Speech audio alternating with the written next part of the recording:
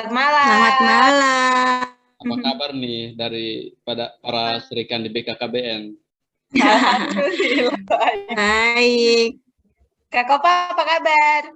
Luar biasa dong. luar biasa semangatnya. Oke, jadi baik teman-teman, pada malam ini kita akan berdiskusi tentang stunting.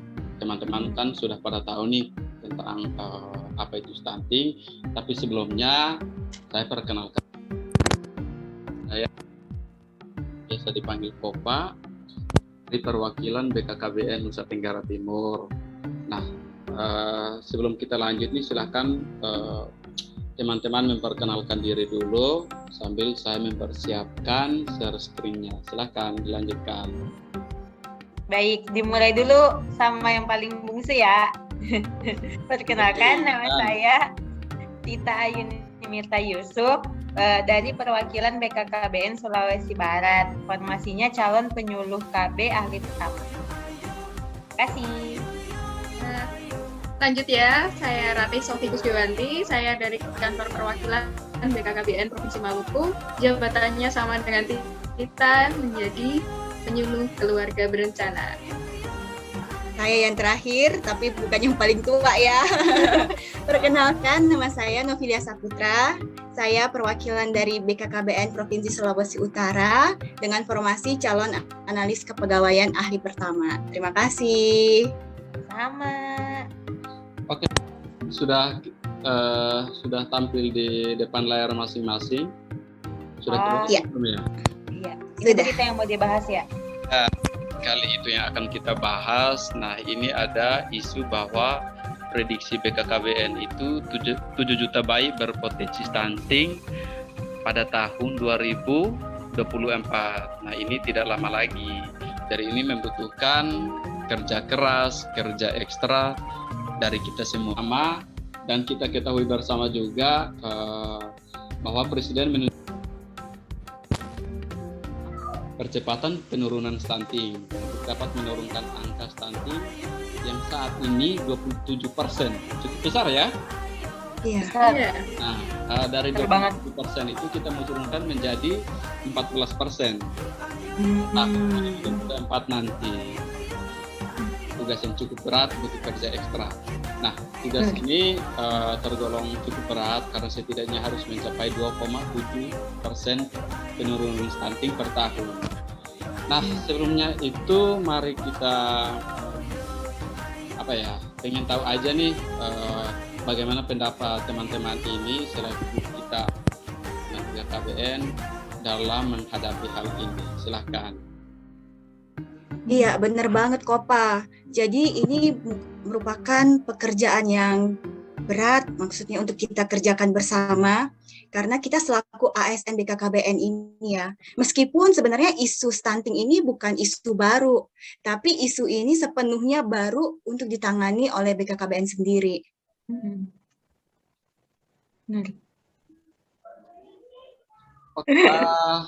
Ya sih, benar sih. Maksudnya stunting ini memiliki dampak yang cukup buruk untuk generasi yang akan datang. Nah, itu menjadi tugas kita sih untuk bagaimana bisa menyiapkan generasi ke depan itu bisa menjadi lebih baik. Tapi sebelum mempersiapkan generasi yang lebih baik, kita perlu tahu nih ada nilai-nilai dasar aneka yang biasa disebut. Sudah pada tahu belum apa itu aneka? Udah dong. Udah live juga kemarin dong. Iya, udah live di Instagram. Seorang ASN tanpa menerapkan nilai-nilai aneka itu akan cukup sulit untuk menjalankan tugasnya. Apalagi kita sebagai ASN di BKKBN ini kan dituntut nih untuk bisa menurunkan stunting. Tanpa aneka itu akan cukup sulit untuk tercapai. Seperti itu. Ya, sepakat Kak. Jadi aneka itu juga sebagai upaya kita untuk mencegah stunting gitu kan ya. Benar. ASN berintegritas yang menerapkan nilai aneka itu harus menjadi basis upaya penanganan stunting di Indonesia dan harus dilakukan oleh semua ASN secara terbuka, konsisten dan berkomitmen. Sama mungkin ada satu lagi sih, karena yang harus diperhatikan gitu ya, karena bahasan stunting itu kita perlu koordinasi lintas sektoral nih. Jadi gimana caranya agar semua berjalan baik, target kita tercapai, tapi nggak ada overlapping kepentingan atau overlapping program dengan instansi yang lain juga. Jadi kayaknya itu penting untuk terus dikoordinasikan kayak gitu. Oke, baik. Ini semakin menarik nih. Ya, semakin menarik ya. Semakin menarik nih. Jadi perlu cepat-cepat masuk nih. Aneka itu apa sih?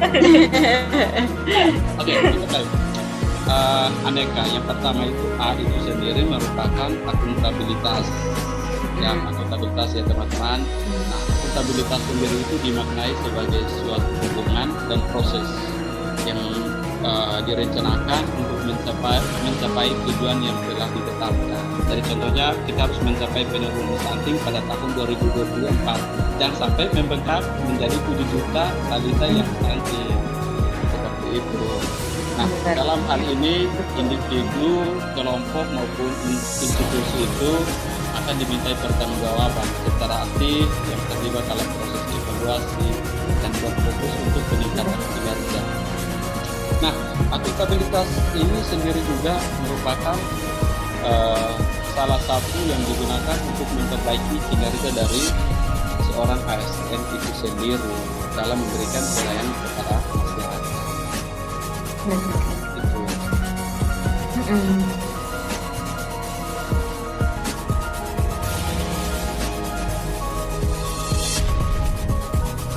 Ya, selanjutnya Mbak Novilia silahkan.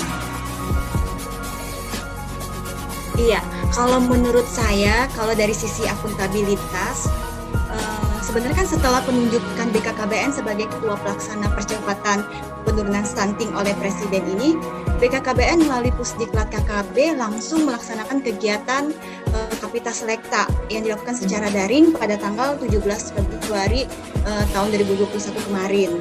Nah, tujuan dari kegiatan ini adalah untuk mencari strategi percepatan penurunan dan pencegahan stunting.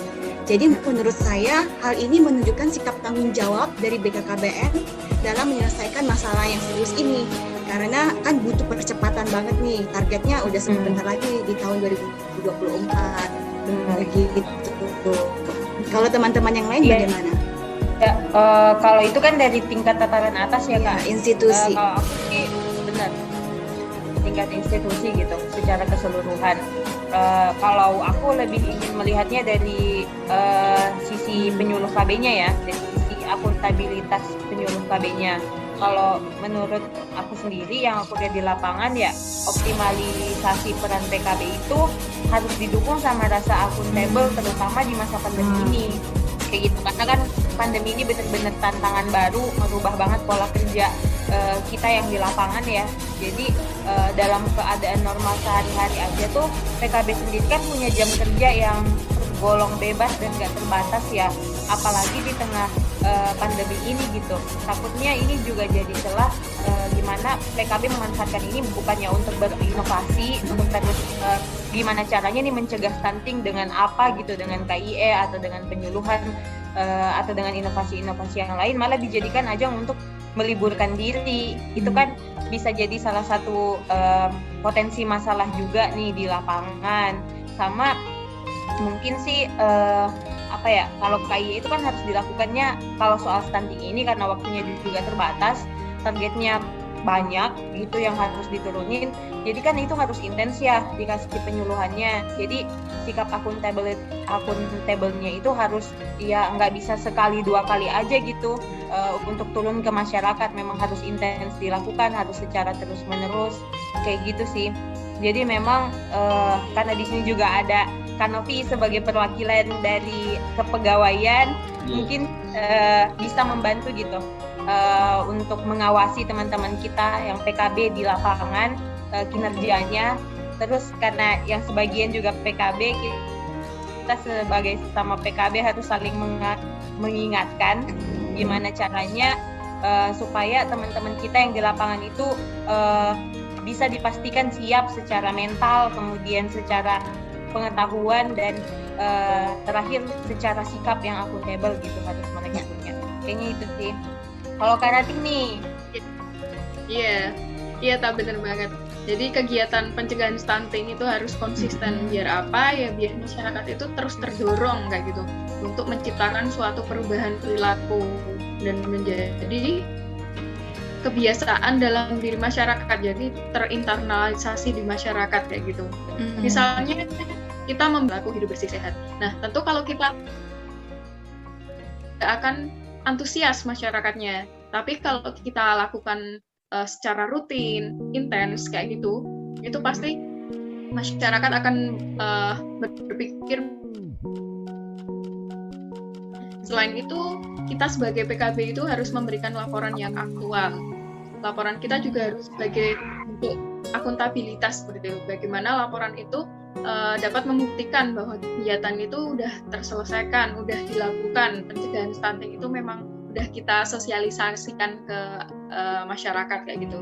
Lalu laporan terkait data juga, nah itu merupakan hal yang paling penting karena data itu adalah basis buat perencanaan pembangunan kayak gitu. Benar sekali yang dikatakan Kak Rati ya. Salah satunya adalah laporan. Nah, kita tidak bisa kerja tanpa ada data. Jadi laporan itu disampaikan dengan data jadi sangat penting untuk kita bisa dapat bekerja seperti itu. Iya benar. Kalau ada nih kata senior aku di kantor, kerjanya penyuluh itu yang paling penting adalah mencatat apa yang dikerjakan, kemudian melaporkan apa yang dicatat kayak gitu. Benar sekali. Kita perlu belajar yang baik ya supaya pada saat ketika turun lapangan ya langsung mempraktekkan apa yang sudah kita pelajari ya. Betul. Dan melaporkan apa yang kita catat. Seperti itu ya. Benar. Mantap sudah. Mantap sudah. Jadi terkait dengan akuntabilitas. Nah, selanjutnya yang bikin penasaran nih terkait dengan nasionalisme. Untuk kita pengen tahu tentang nasionalisme, silakan Kak Nuti bisa memberikan gambaran sih tentang apa itu nasionalisme. Iya, nasionalisme pada hakikatnya itu adalah kebutuhan bangsa dan negara ya, untuk kepentingan bangsa dan negara seperti itu. Nah, jika kita lihat dari sisi nasionalisme, penanganan stunting ini merupakan masalah serius yang memang harus segera diselesaikan bersama, mulai dari pemerintah hingga organisasi masyarakat. Dan yang paling dasar adalah dari keluarga kita masing-masing nih. Karena kan kita tahu nih, kalau pembangunan suatu negara itu pasti diawali dari pembangunan keluarga. Karena keluarga merupakan subjek atau pelaku dari pembangunan itu sendiri. Nah, seperti slogan BKKBN pada peringatan Hari Keluarga Nasional yang ke-28 kemarin, keluarga keren, cegah stunting. Itu teman-teman. Iya, jadi memang hal yang paling mudah yang bisa kita lakukan adalah dengan menjaga kesehatan diri kita masing-masing.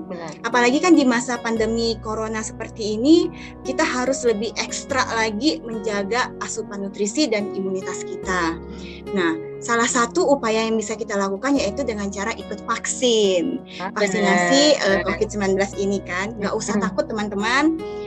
Karena memang pemberian vaksin ini sudah teruji secara klinis, sudah ditelaah dan didiskusi oleh para ahli dan lembaga yang berwenang untuk menanganinya. Teman-teman semuanya tentu sudah vaksin ya? Udah dong.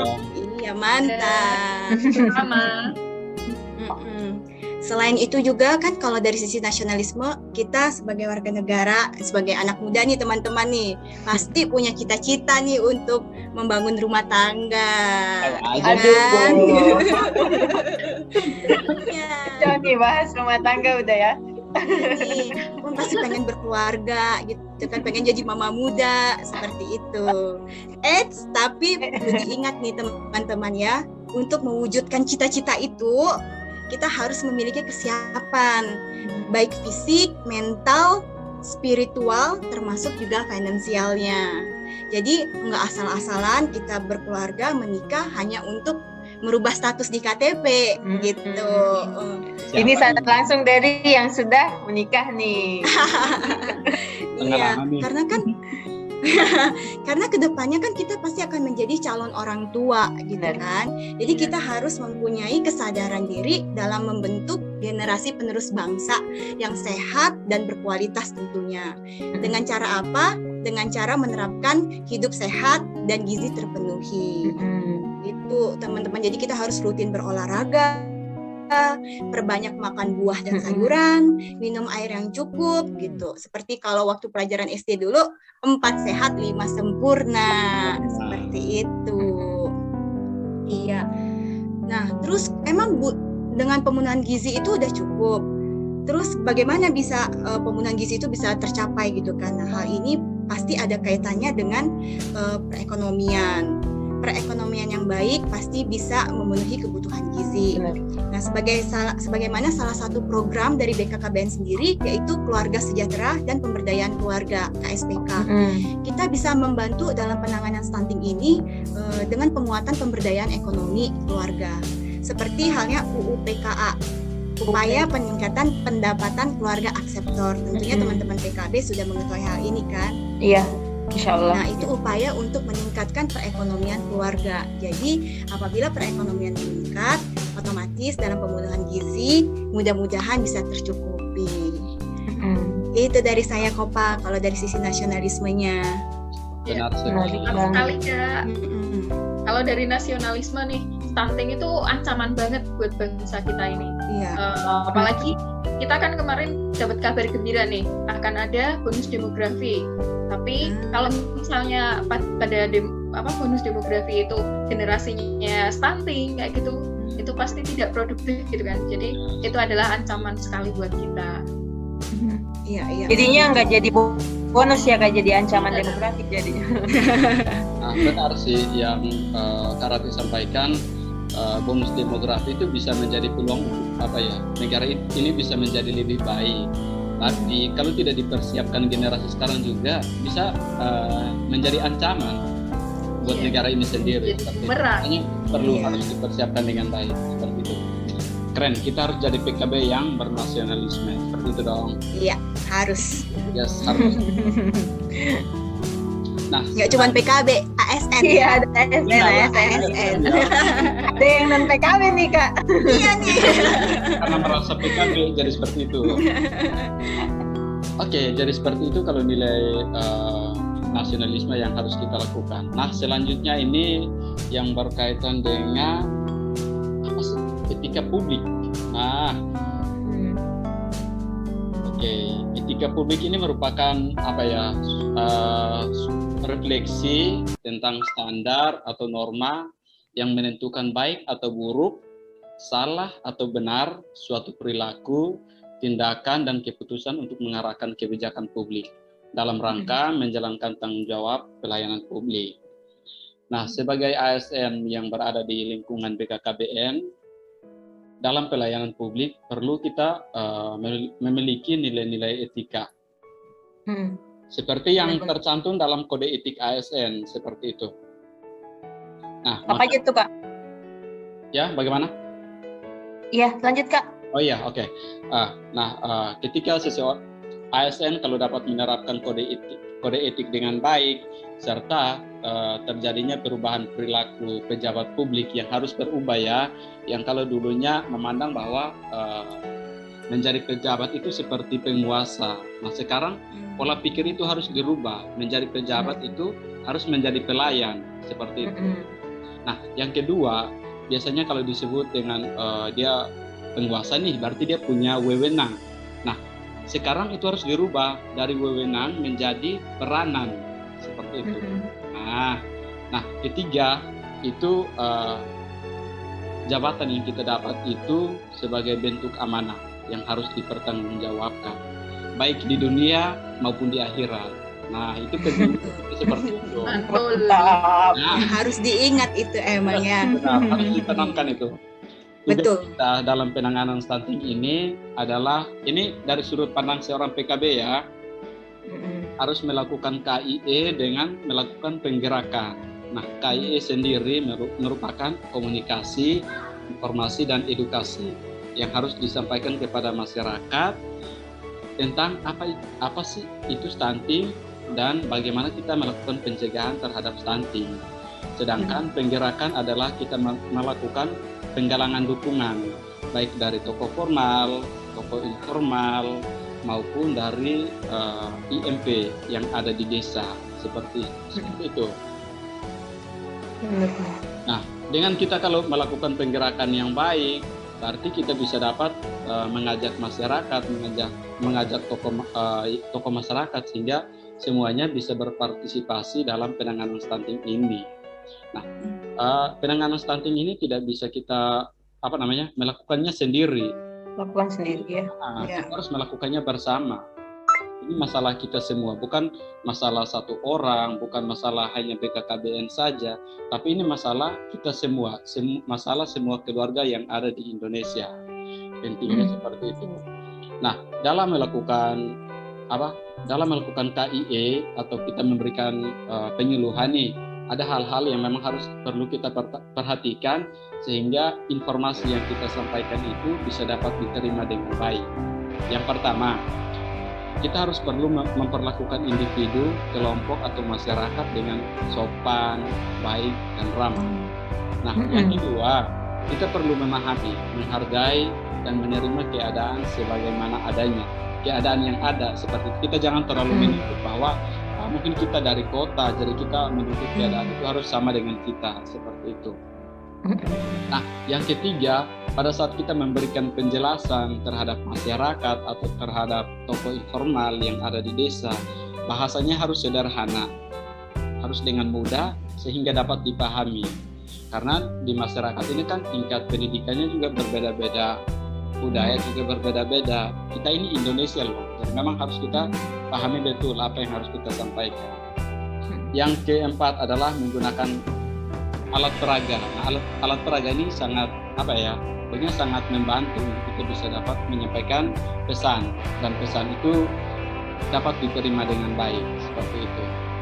Nah, terkait dengan penerapan etika publik ini, apabila dilaksanakan dengan baik, itu akan menumbuhkan kepercayaan dari masyarakat itu sendiri terhadap PKB, karena PKB yang ada di lapangan. Nah, ketika sudah muncul kepercayaan dari masyarakat terhadap PKB sendiri, akan dengan sangat mudah untuk itu bisa dapat mengajak masyarakat, tokoh formal, tokoh informal itu untuk kita bersama-sama berpartisipasi dalam penurunan stunting, seperti itu. Jadi sebelum kita berharap orang lain bisa dapat menerima apa yang kita sampaikan, berharap mereka bisa dapat berpartisipasi, perilaku kita nih, etika kita ini yang harus dapat diperbaiki, seperti itu. Nah, untuk bisa dapat memberikan pelayanan yang baik, ini juga membutuhkan komitmen, seperti itu. Benar-benar. Sebelum ngomongin komitmen mutu nih, kayaknya tadi agak ini pas Kak Kopa ngomong komunikasi ya, yang mudah dipahami, karena untuk di Sulbar sendiri tuh tantangannya adalah kadang ketemu ibu-ibu yang nggak bisa bahasa Indonesia kan, dan aku sendiri nggak bisa bahasa, kalau di sini Sulbar tuh namanya bahasa Mandar, karena aku juga pendatang kan, dan mungkin Kak Ratih juga ngerasain itu, karena sama-sama perantau, jadi memang itu salah satu tantangan, dan kayaknya emang harus belajar lagi. Kemudian tadi nambahin sih Kak Kopa soal prokes. Lagi-lagi kita kembali ke pandemi, karena emang ada beberapa nih oknum di lapangan yang nggak patuh prokes saat pelayanan. Jadi memang itu penting, kita harus sama-sama untuk menjaga diri dan juga menjaga orang lain, karena kita juga ASN gitu, dan itu tanggung jawab bersama kita saat ini. Udah nih kan ya yang nyampein nasionalisme, Kak Novi, sama tadi ada Kak Kopa nyampein etika publik. Kalau aku mau ngomonginnya dari segi komitmen mutunya nih, sebenarnya kan yang sama-sama kita tahu, setiap instansi pasti punya standarisasi mutunya sendiri. Cuma kan yang beda sama satu lain. Cuma memang ada beberapa nilai yang secara general harus ada kan ya. Apa tuh? Ada 4. Jadi efektif, kemudian efisien, kemudian ada inovatif, sama berorientasi mutu kan ya. Kalau efektif itu kan lebih ke tepat sasaran. Kakak-kakak correct me if I'm wrong ya. Kalau efektif itu kan tepat sasaran ya. Jadi itu tingkat ketercapaian target yang telah direncanakan, baik menyangkut jumlah maupun mutu hasil kerja. Dalam hal penyuluhan tuh kita efektif tidaknya sebuah program itu bisa dilihat dari capaian kinerjanya. Nah, capaian kinerja ini nih dilihat dari laporan. Kayak yang kita bahas tadi kan, semua yang kita kerjakan harus dicatat, yang udah dicatat harus dilaporkan. Benar, biar capaian kerjanya kebaca gitu. Yang kedua kan efisien atau tepat guna. Jadi tingkat ketepatan realisasi penggunaan sumber daya dan bagaimana pekerjaan dilaksanakan sehingga tidak terjadi pemborosan sumber daya, sama penyalahgunaan alokasi, kemudian penyimpangan prosedur dan mekanisme yang keluar alur. Kalau data dasar kita dalam bentuk laporan tuh tadi udah rapi, pasti kan jadi lebih mudah tuh menemukan titik mana yang bisa kita jadikan konsentrasi untuk stuntingnya. Jadi apapun yang kita kerjakan bisa lebih tepat guna. Ketiga, inovatif, yaitu perubahan yang diciptakan untuk mencapai keadaan yang lebih baik di masa yang akan datang. Kita nggak bisa berhenti untuk terus memberikan inovasi nih, biar masyarakat juga nggak bosan dan lebih tertarik nih dengan penyuluhan atau KIE yang kita kasih sebagai PKB nih ya.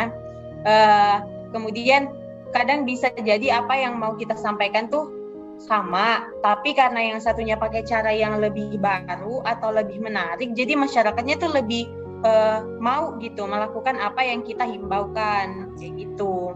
Jadi memang kita harus terus berinovasi. Keempat, mungkin berorientasi mutu ya tadi, yaitu setiap kegiatan atau program yang dilakukan tuh diarahkan untuk pencapaian standar mutu. Nah, mutu yang dimaksud di sini kan yang pasti harus sesuai sama kebutuhan masyarakat ya. Karena kita lagi ngomongin stunting, tentulah kita harus nyiapin materi seputar gizi balita kayak yang disampaikan Novi tadi gitu. Terus MPASI yang cocok sesuai dengan perkembangan usia gitu. Jangan sampai ASI-nya untuk MPASI-nya untuk yang 6 bulan kita kasih yang 8 bulan ke atas kan nggak mungkin ya. Kemudian bagaimana orang tua harus memeriksa dengan seksama perkembangan anak dan lain-lain. Itu baru dari pemberian informasinya aja nih. Nah, kayak gitu. Kalau dari kakak-kakak gimana? Aku ngomongnya kayak kecepatan kan? Pas. Kita mengerti kok. Pas, iya. Ya. Nah, benar sih yang tadi Kak Tita bilang bahwa kita membutuhkan inovasi untuk bisa untuk memberikan informasi itu memang benar-benar diterima. Kita membutuhkan membuat hal-hal baru supaya ketika kita menyampaikan pesan itu bisa dapat diterima dengan baik.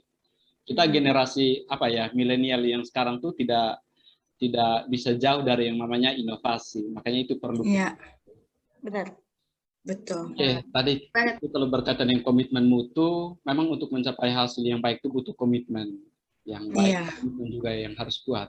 Nah, selanjutnya nih kita lanjut ke Mbak Ratih yang akan tentang ini yang paling seru sepertinya, anti korupsi. Ya.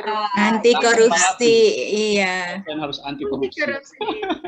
Nah, kita tuh kan sebagai ASN itu pasti sering dilihat masyarakat, pasti dinilai sama masyarakat.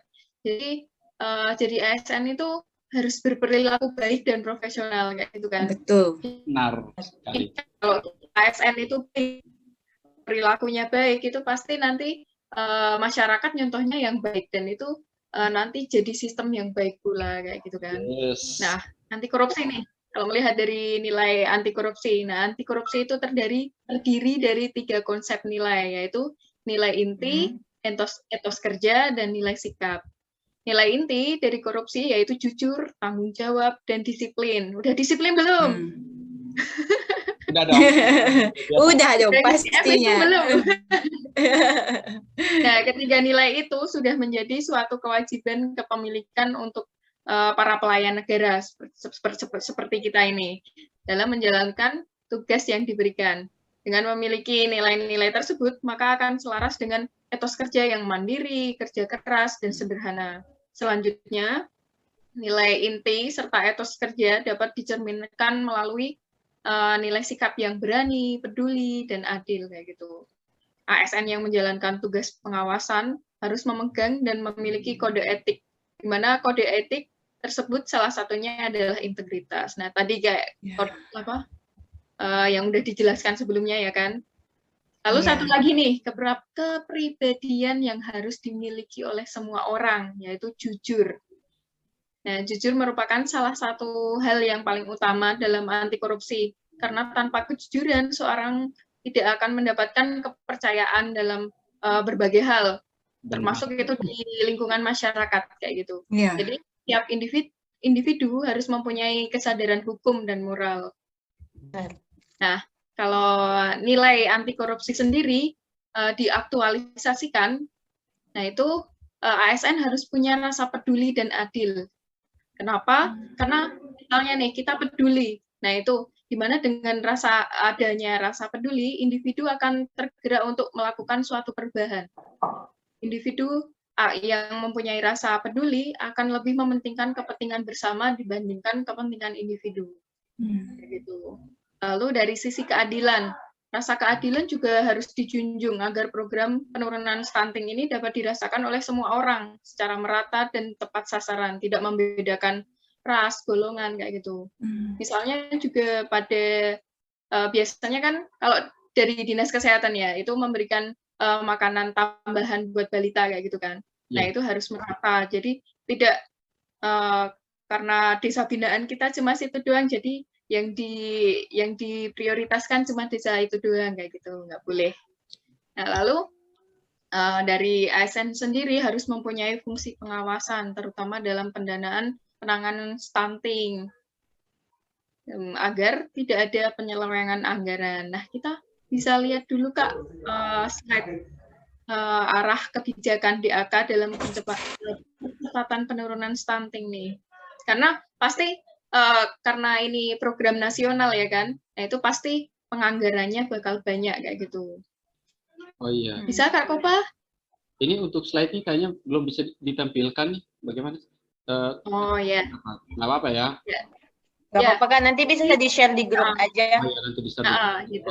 Nah, jadi dari slide itu menjelaskan bahwa memang harus ada fungsi. Karati gangguan. Putus sepertinya. Halo. Pengawasan kayak gitu. Dan pasti banyak dana yang di situ. Dan percepatan penurunan berikan ke dana desa kayak gitu. Jadi harus diawasi kayak gitu ya kan. Iya. Mungkin ada tambahan dari teman-teman? Aku tadi mau nambahin belum yang buat komitmen mutunya sih. Jadi untuk pengaplikasian pemenuhan nilai-nilai standarisasi mutu tadi dan ngerangkum keseluruhan informasi menarik soal stunting ini, jadi kayak komitmen mutu yang perlu dibangun dalam percepatan penanganan penurunan stunting itu, aku dari beberapa poin. Di antaranya ada rencana strategis yang dirancang dalam penanganan penurunan stunting itu pertama. Kedua, selain perlunya ketersediaan alat-alat ukur seperti yang disampaikan siapa tuh tadi Kak Kopa ya? Siapa? Alat ukur berat badan dan tinggi badan harus ada pelatihan untuk penyuluh nih untuk menggunakan alat-alat tersebut. Kemudian ketiga, pemenuhan makanan bergizi, sama pengadaan stunting kit untuk desa lokus. Karena kan udah ada desa lokus stunting ya. Keempat, pemenuhan standar pelayanan mutu posyandu yang holistik integratif. Ya, soalnya banyak nih Kak yang udah nggak holistik integratif lagi. Jadi emang meja-mejanya tuh cuma 1 atau 2. Jadinya kita juga udah nggak terpadu, udah nggak ada semua tuh di dalam. Jadi bingung juga mau ngasih pelayanan kayak gimana. Yang kelima, adanya form khusus untuk pendataan stunting dalam jajaran RR kayak gitu. Kayaknya itu aja sih dari aku buat komitmen mutu. Balikin ke moderator. Kak Kopa, silahkan. Apa ya? Maksudnya dari kelima nilai dasar ini sangat menarik sih, dan ini harus diterapkan, ditanam dalam diri seorang ASN.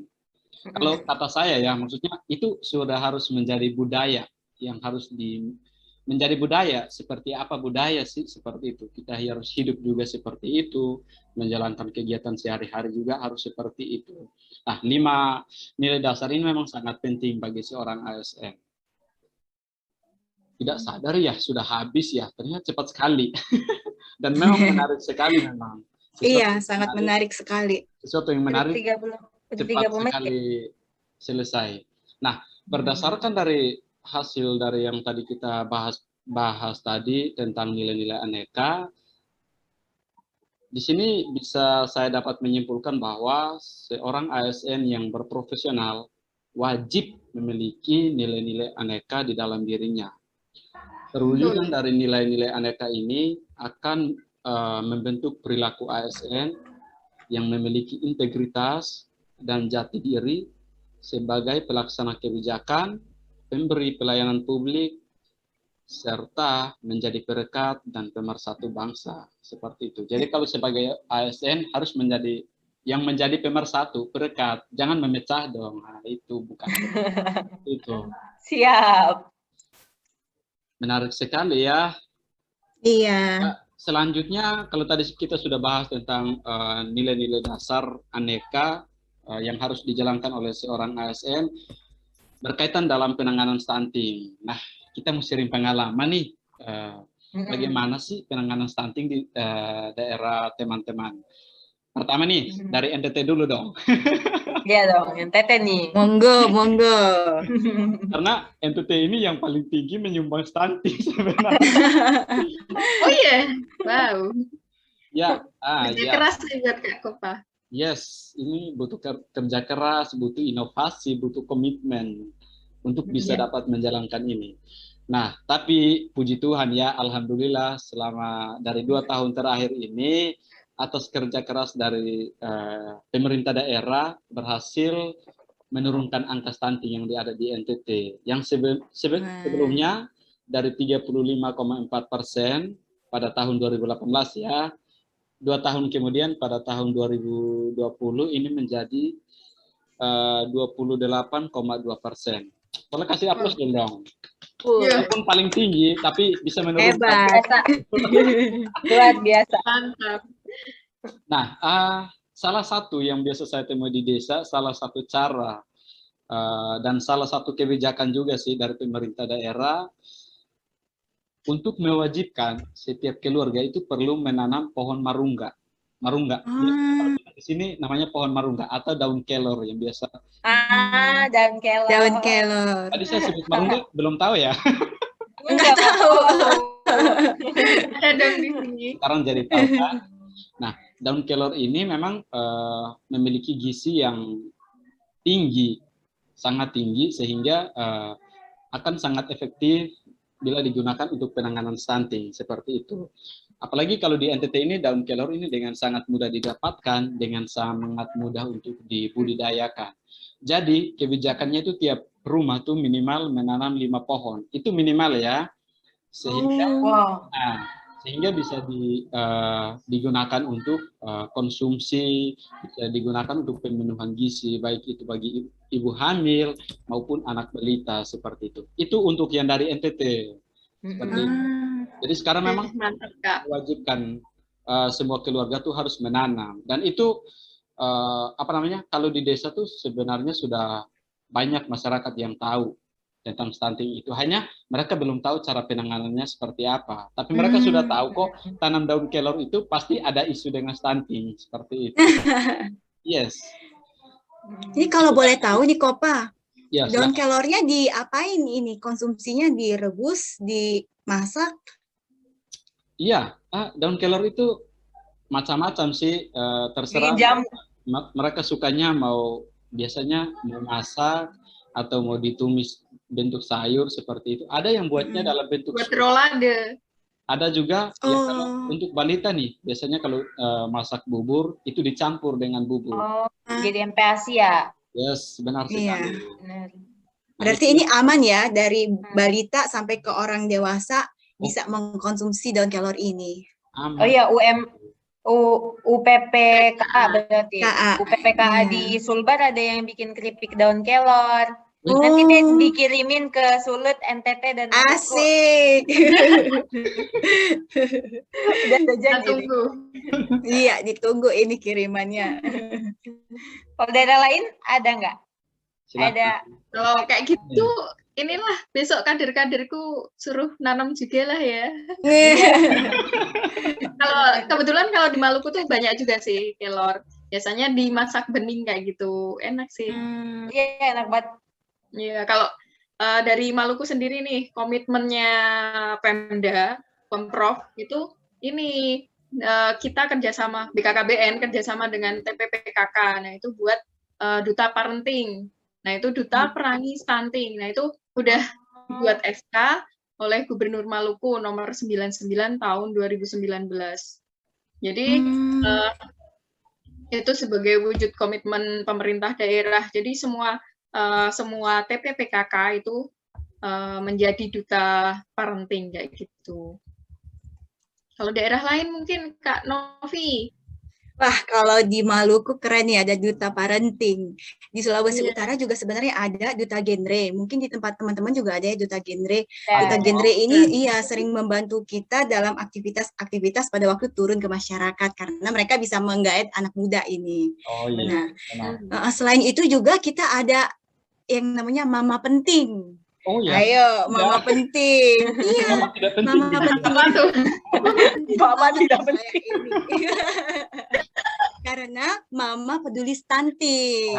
Itu teman-teman.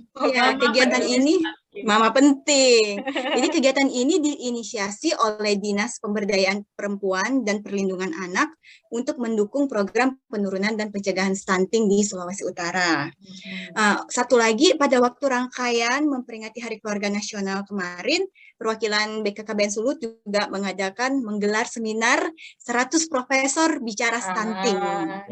Dengan menggandeng kemitraan akademisi melalui perguruan tinggi yang melibatkan profesor sebagai pembicara secara virtual. Seperti itu. Keren lah, top lah, mantap. Juga tuh aku nonton yang 100 profesornya Sulut. Iya. Kan mantap. Harus mendukung sesama BKKBN ya, tetangga sama tetangga regional nih, harus didukung. Karena kan kerjasama antar unit kerja itu memang penting untuk mencapai tujuan kita. Betul. Cuma ini aku iri deh, banyak duta-duta gitu. Aku juga mau jadi Mama Penting. Oh iya, harus itu. Aku Mama tidak penting. Aduh. Ya udah nih. Kayaknya udah ya. Iya. Apa udah lewat juga ini 30 menitnya? Lanjut saja dari Mbak Tita dulu. Kita mau dengar nih dari sana bagaimana. Aku dutanya duta genre yang pasti udah tuh tadi. Kalau mostly sih sama ya, kecuali yang Mama Penting nih. Kayaknya harus dibikin juga tuh di Sulbar ya, Mama Penting. Kayak penting banget harus ada gitu. Sama yang program nasional kemarin ya tentu ada 100 profesor bicara stunting juga, karena itu jadi program nasional nih kayaknya. Iya.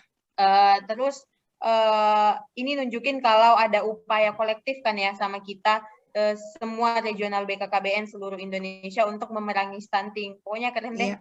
BKKBN keren banget. Kita bangga menjadi bagian dari BKKBN. Iya. BKKBN selain menjadi bangga, selain bangga menjadi anak Indonesia, bangga menjadi bagian dari BKKBN. Harus bangga dong untuk menurunkan stunting. Benar. Iya, betul. Oke. Jadi saya jadi apa ya? Jadi tahu dan punya banyak pilihan nih untuk penanganan stunting khususnya di NTT ya. Saya bisa belajar dari Maluku, bisa jadi Sulbar, luar biasa. Saya bisa pakai untuk menerapkan di NTT begitu. Nah, keren sih diskusi kita malam ini bisa menghasilkan, kita bisa tahu bagaimana tiap daerah tuh punya cara tersendiri dalam menangani stunting. Baik teman-teman, itu saja yang hasil diskusi kita, dan pesan saya yang terakhir, tetap menjadi ASN yang beraneka, tetap memiliki rasa nasionalisme yang tinggi, dan menjadi ASN yang profesional tentunya ya, seperti itu. Baik, waktu kita cukup sampai di sini. Terima kasih buat teman-teman yang sudah luar biasa, para Sri Kandi yang punya banyak sekali pemahaman yang luas sekali, sehingga kita bisa dapat berdiskusi dengan baik, saya bisa dapat banyak belajar.